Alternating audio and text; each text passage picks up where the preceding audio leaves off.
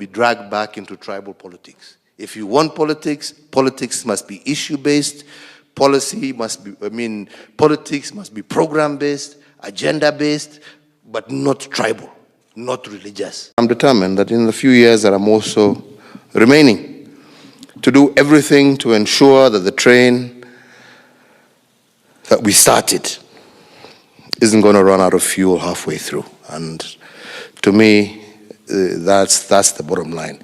No one single person, no one single generation is going to resolve all the problems that we have. But if we all set the right path, if we all give the right direction, it means that then another generation can come and pick up and make even better of what you've done. And that's how we see ourselves, at least in my administration and in this country. And we're delighted to share our experiences, our weaknesses, our strengths, our failures, our successes with you. And the hope that you can also contribute in one way or another to helping us achieve our goal, our objective, our vision, and make this world a better place for all of us. And I'm a very proud person when I say that Kenya as a country, our people, our ambassadors, our diplomats were heavily involved in the development of the SDGs. And therefore we feel very committed to ensuring that Kenya becomes a leader in achieving those objectives. When you look at Kenya, what do people spend their money on? They spend their money on their children's education.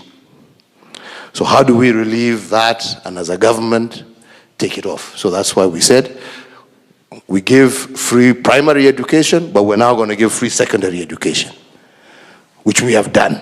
So now we have 100% transition. However your child passes, every child must be in school until they're 18, which means that's up until they're at least 18 years of age. What are we then investing in? Let us invest in technical and vocational schools, so that those who don't go to university at least have the capacity to be able to get trained. All right? Now that already relieves pressure from parents, because there's no parent who doesn't want their kid to go to school. So we do that. What is the second biggest hit on the pocket of the people you're talking about? It's health. That's why we said health must be a critical agenda. How do we ensure that we are able to give affordable health care to our people, right?